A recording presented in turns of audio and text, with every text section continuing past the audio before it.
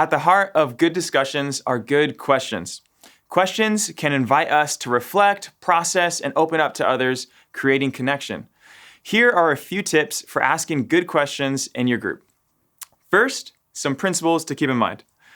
Ask open-ended questions.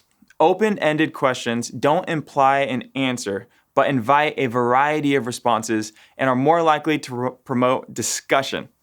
Open-ended means there's not one correct response. It can be helpful at times to ask questions that are answered simply by repeating something that was read or watched in a video, but those questions almost always need to be followed up with an open-ended question in order for good discussion to take place. It could be going from, what did Jesus say in this passage, to what does that mean for our lives today? The next principle to keep in mind is stay curious.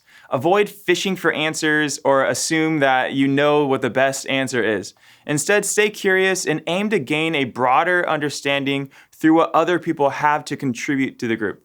If people feel like there's only one right answer to an open-ended question, they may be less likely to actually engage. So stay curious. And the third principle to keep in mind is allow space for silence. As a leader, resist the temptation to answer your own questions or to take a gap when no one is speaking. Instead, wait. Oftentimes, a good question will cause people to think, so avoid interrupting the silence with your own answers.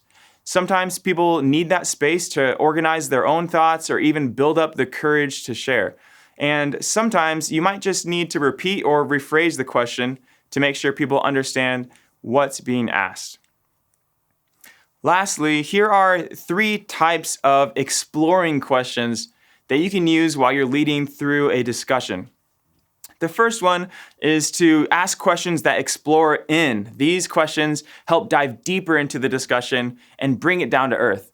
You might say, well, that's a good point. Can you explain a bit more about what you mean? Or what specifically might that look like? Another one is, what are some practical ways we can apply that to our lives? So that's exploring in. The other way that we can explore is exploring out. And these help bring things back out of the weeds and into the bigger picture, bringing the conversation back to what it's about. So ask questions like, how does that tie into the bigger picture? Or in light of what we're talking about, what might that look like? And thirdly, ask questions that explore over. So these are great ways to discuss things kind of on the same level of thought. It might sound like this. That's a great thought. Can you give an example of that? Or where else might that be true? Or you can ask, what else comes to mind when we think about blank? These are just a few ideas of being intentional with the questions we ask in groups as we guide discussion and create community. Well, those are some of my thoughts. What do you think?